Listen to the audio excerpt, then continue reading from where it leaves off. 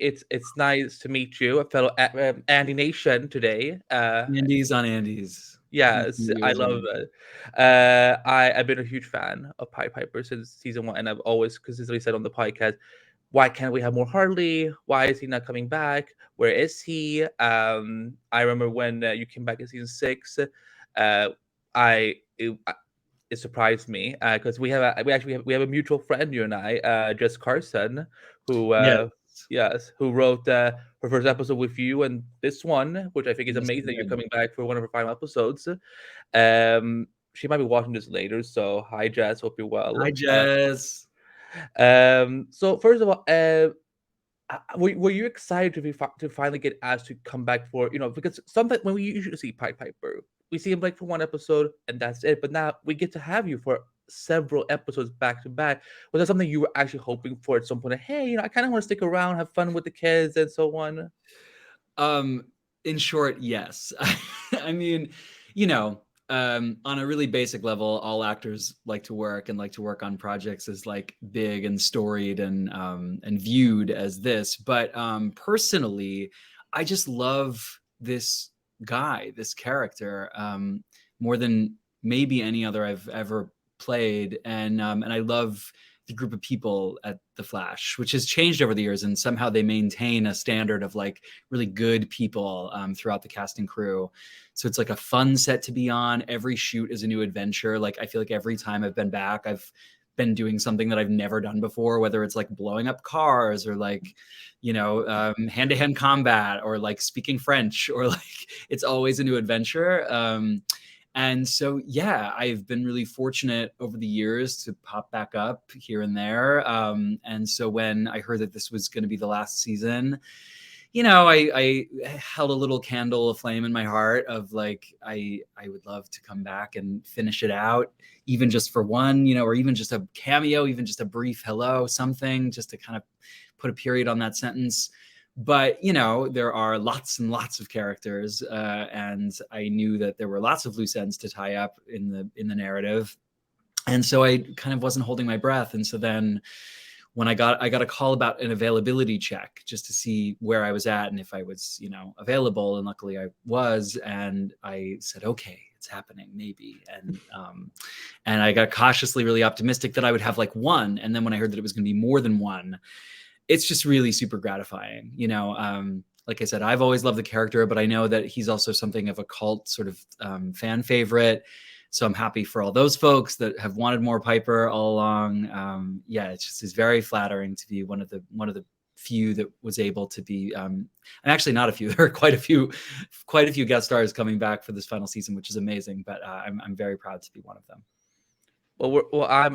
I'm so happy that you get to do that because again, even because I'm a comic book nerd, so I know that Harley has always had various interactions with Barry and Team Flash and and all that crew. So, but this time we actually get to see you like with so many other rogues. Which Yeah. I honest to God, I never thought we would get to a point where we would have a scene where 8 rogues are just standing in front of each other, just getting ready to duke it out. Yeah. How much fun did you work with everyone? Because some of them, I guess, this was your first time meeting them and so on. Many of them, yeah, and that was one of those moments. That specific scene you're talking about with the 8 rogues kind of facing off, which I have many moments like this working on this show where you just are kind of looking around and you're like, how did I get here? Like, who did I trick into letting me do this? You're like wearing a superhero costume. My gloves are like lit up. It's like we're in some crazy location and you're toe to toe with someone else in a superhero costume, and Grant standing over there kind of chuckling, and it's like so surreal and fun. I just feel like a little kid when I get those moments. And yeah, I got the opportunity to work with several actors new to me, and some that like I've known for years but haven't really worked with, like Candace and I finally got like some scenes together after all this time where we had been like socially friendly from like the culture around the show, like parties and stuff, but I don't think we'd ever really worked together before. So that was really fun to be able to like check in with some of those folks before the end, and then just to meet especially my kind of team of rogues, Damien and Max, and John. we really had a blast working on these episodes. Yeah, I just love that Harley, like, because I always love that Harley is the one that just says whatever is on his mind, which I think he should, because sometimes I do think some characters on the show needs to be called out, and I mean it in the nicest way. So, like, how much fun do you have just getting to play with those scenes where like you're just like I get to be a little douchey, but Mhm. in the best way possible. Like, how much fun do you get to have with that being the one on the team that gets to do that? Well, it's always just super fun to have the kind of dialogue that Hartley gets to have. They write him really well. And I remember one of the things that really attracted me to the part when I was auditioning, one of my audition scenes was that first scene where I'm being like carted in handcuffs to Star Labs. And I make a joke about the Flash, being in leather, like being led by a man and head to toe leather is a fantasy of mine. And I was like, oh, this is really gay. Like, this is really, he's not just like, we're not just going to learn that he's gay, as part of a kind of sad plot, but like his actual humor and like wit and sarcasm feels very authentic to me, to our community. And so I was like, oh, they're really doing this. And I really think that's cool in a show like this. So that's fun just on that level, but also it's really, as an actor, it's a really good motor in the scene, right? Because I feel like Hartley, his whole thing is that he's a genius, right? He's the smartest person in most rooms, usually smarter than Barry even. They're both scientists, but Hartley has like that little bit of intellectual edge. And that's why he like butted heads with Cisco so much, because they're both kind of who's the smartest, who has the best ideas. But Hartley's kind of way of using that intellect is really direct. He's really effective, and he like has no time to suffer fools or beat around the bush. Like, he's like, we have to do this and do this now, and I know the right way, and anyone who questions that way is just wasting our time and will make me angry. And so he gets frustrated with people that are not up to his level because he knows what's best. And so when you're playing a scene with that kind of like knowledge, it's a really good motor to just keep you like driving forward, like while everyone else is like trying to consider like what's the right thing to do, what is the kind thing to do, and Hartley's like, this is the thing to do, this is the best thing to do and the way we have to do it, and let's hurry up and do it. So it's fun to just like throw out these snarky one-liners, but it's also really tells me something about the way he operates. He's so direct and sharp and fierce. Well, speaking of the gay representation, because I've always looked for more queer rep on the show. I'm bisexual, and I know that when I will say I sobbed a little bit when Harley and Roderick kissed, because I was like, we should have had this seasons ago. But I get the TV landscape is it is what it is. But how much, knowing that you're the one that kind of gets to carry that on your shoulders throughout the whole series, because we, honestly, we know Nora West Allen, she's lesbian, but we haven't seen her with anyone, but like knowing that you're the one that gets to bring that for us, how huge a responsibility is that to you as an actor? I mean, I don't think of it so much as responsibility, because I only have like the words they give me to say and the actions that are written in the script to do, right? So I have very little control over what that representation is or looks like or feels like to the viewer, other than like, I do feel a great deal of openness from, Eric, the showrunner, and the writers and everyone on set, where if there was anything that was like kind of bumping for me, where I thought like, oh, this doesn't feel quite accurate, or it feels a little whatever, that I would have full ability to say that. It really is that kind of set where you can have that kind of dialogue and it's not scary. Now, that said, on this show, I think the writers are very clever and very sensitive, because I never had any moment like that. Everything always felt really great to me, which is a really nice way to come to work. Yeah. That said, I don't feel so much the responsibility, but I do feel like the honor of it, the weight of that honor of like, oh, this is not just,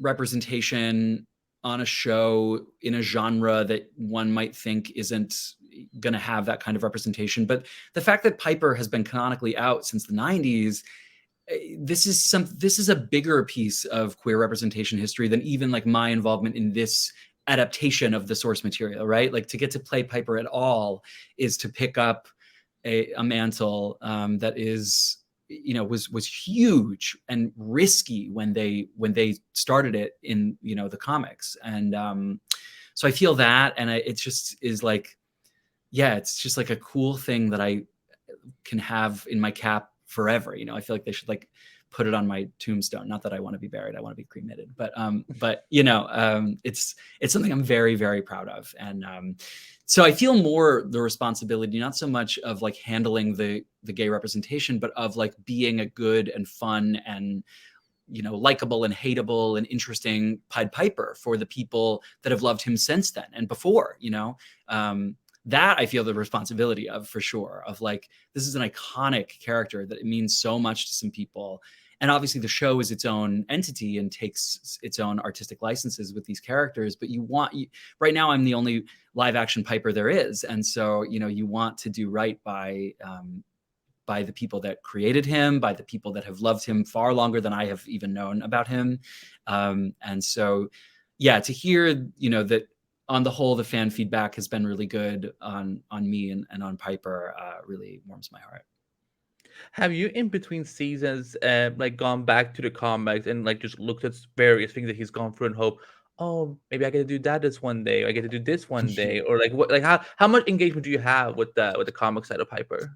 I had the most engagement with it at the beginning because when I was cast, some folks at DC sent over a bunch of stuff for me to look at. They had like put Post-its in pages of various like omnibuses and volumes to like get a sense of him and see the art and get started. And so there are some plot points that I always thought would have been really fun and cool to get into, but of course the show needs to do what it needs to do, and everyone in the guest cast and the supporting cast is working in service of like the larger vision, right? So in my head there's always been a parallel Piper story that I've been the star of, happening concurrently, and then I pop into the Flash's show every now and again to like do what I'm gonna do, but I do like to imagine that other stuff that's going on in the background.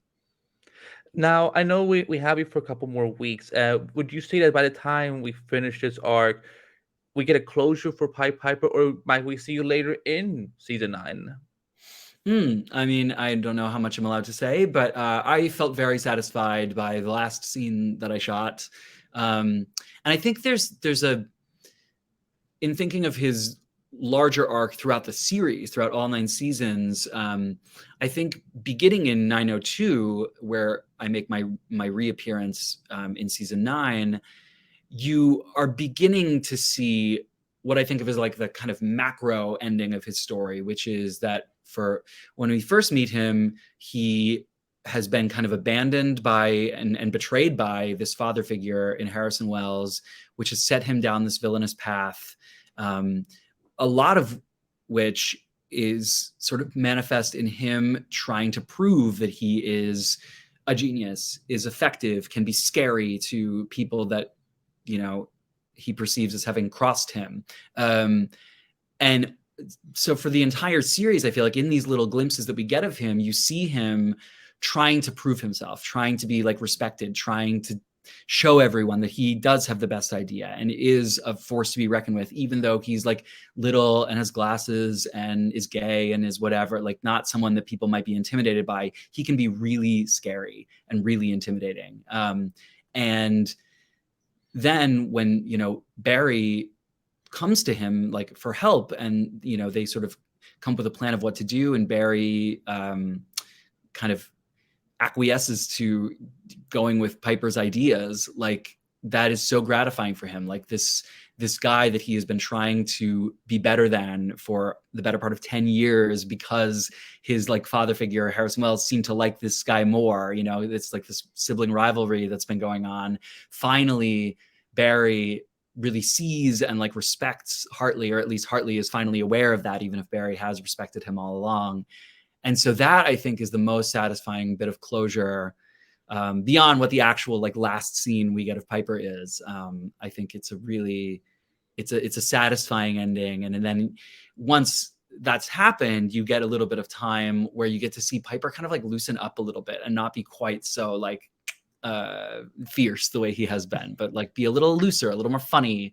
do things that are a little more selfless, which I've really loved getting to play with. Did you by the time you wrap, did you get to keep anything of Pied Pipers, the codes or the gauntlet props or any of it? No, but I have, because I've told this story a lot, so I'll keep it brief on this. But when I auditioned for the part, a few days prior, I was doing a show on Broadway at the time, and I had like rubbed my eye the wrong way, and I ended up in the emergency room that night with a corneal abrasion. And then my audition for The Flash was in New York. I had to fly to Los Angeles for my audition for Pied Piper like days later.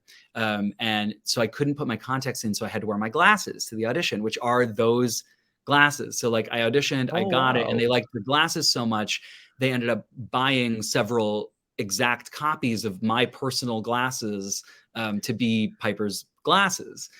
Which then we, sort of like moved away from in later seasons. But I have, of course, my still personal pair of glasses, which are the Hartley glasses. So maybe, I'll put them in a glass case or something for future generations to study. I don't know. But I have those at least. Well, I never knew that. Well, thank God that you're okay, but that yeah, that something personal of yours still became part of the character. So that's pretty dope. It was cool. I again, I know this is the end, for the Final Zone, but I know that a new DC universe is coming to life, and and I'm not saying this to blow smoke up your ass or anything like that, but I really would love to keep seeing you more in the DC realm. Have you been paying attention to all the things that James Gunn and Peter Safran are like talking about, and is that something you would like to take part of? I mean, yes. If you're listening, yes, it's a loud yes. Yeah. I mean, I think it's so great that the DC keeps like finding new ways to tackle these stories, keeps sort of interrogating what is the best way to tell these stories, and keeps themselves open to like a broad vision, as opposed to being like, this is the universe we're creating, we're going to stick to it no matter what. They're like really listening to fans and listening to feedback, and like they keep trying new stuff. And so I really love that. I love the like variety of tones that we've gotten from like DC properties across all media. And it's just like, yeah, I would love to do Piper in like a video game. I would love to do Piper in animation. I would love to do Piper in something really like serious and, grounded, something more like Joker or something. I think there's like a million different lenses to look at this character with. And if they ever call, I will come running, because I love this character and I love this world.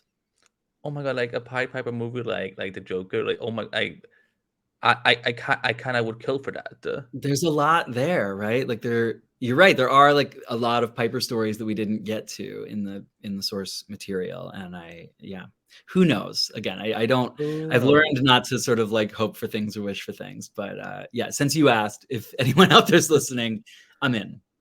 And for my final question before I let you go, we find out more about Red Death. How does Harley react to someone like Red Death? Because we know he's already used to one speedster, but not someone like Red Death. Yeah, I think you get to see, Hartley at least puts on a front of being really confident and really brave, which is one of the things I love most about him, is that like he, despite his stature, despite his like glasses, despite his past, despite anything, he is like tough as nails. I think he's one of the toughest like characters you get to meet in The Flash. And Red Death, as this arc progresses, is the scariest thing that he has encountered yet. And so from my point of view and my like take on the part and performance, it was cool to get to finally like crack that hard shell open a little bit, and you get to see him like really scared and really the stakes get very high and very dire, and to see Piper have to make some like tough choices and some tough calls and stand by those calls is really just some good old drama. That Red Death gets super scary, and I'm excited for people to go on that ride with us. As long as Harley and Roderick are fine by the end, because man, when I thought they killed Roderick, I'm like, no, they did not just do that.